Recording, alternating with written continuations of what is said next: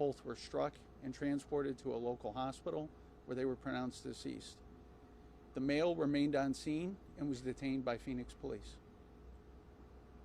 I've seen a couple of these type of incidents over the last couple of months. How does this affect the officers? Just talk about what you guys are dealing with these types of crimes. So any loss of life is traumatic for our first responders, both police and fire. The Phoenix Police Department has some excellent resources for our employees, as does the fire department, with our employee assistance unit.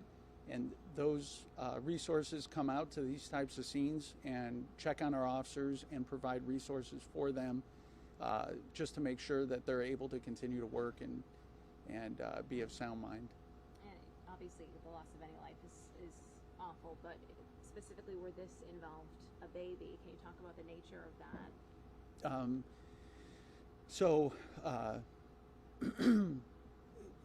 The loss of a child, pardon me, the loss of a child, many of the first responders you see out here were fathers and mothers ourselves. So dealing with something like that, it can be a life-changing traumatic event for those first responders. Who made the call? Was it a neighbor that heard gunshots? Was it the suspect himself? So we received a couple of calls on this, but I don't know who they came from. Is it too early to determine if the child is the dad's father? No, that is their child in common.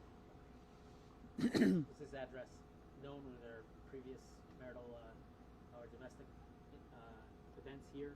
Apart from them being estranged, pardon me, apart from them being estranged, I don't know any specifics beyond that about the relationship. Anything else you want to add?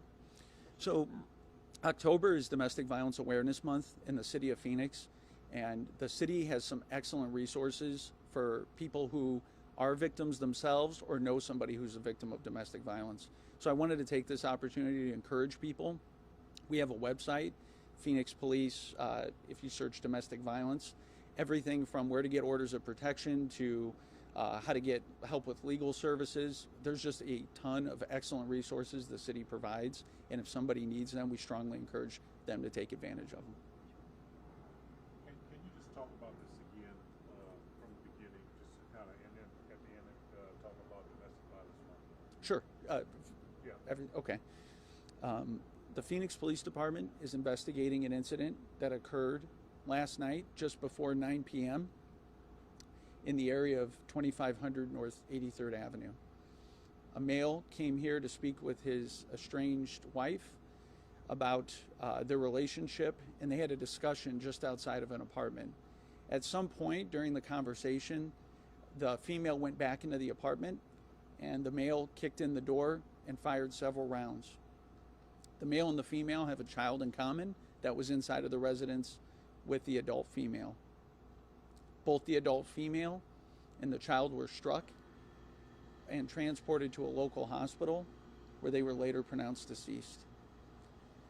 The male remained on scene and was detained by the Phoenix Police Department.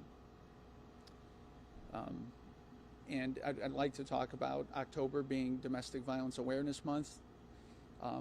The city has an excellent set of resources for somebody who's they themselves the victim of domestic violence, or they believe somebody else might be the victim of domestic violence. We have a website that lists everything from where to get orders of protection to help with legal services, just a ton of resources that can be used to help somebody who's in need, and we encourage them to use that.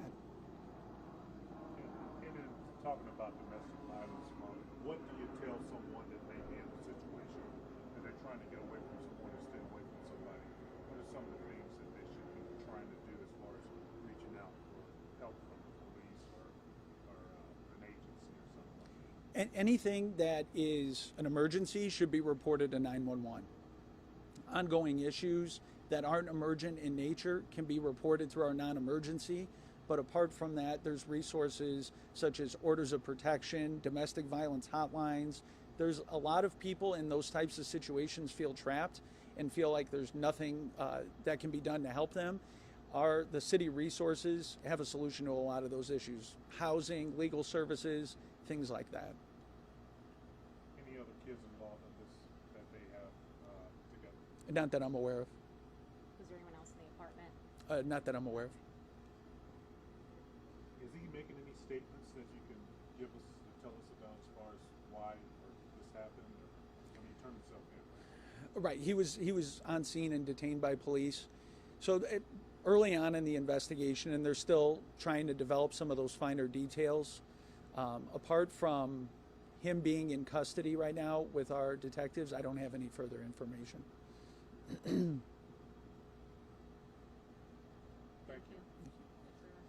Thank you. Sorry, I don't.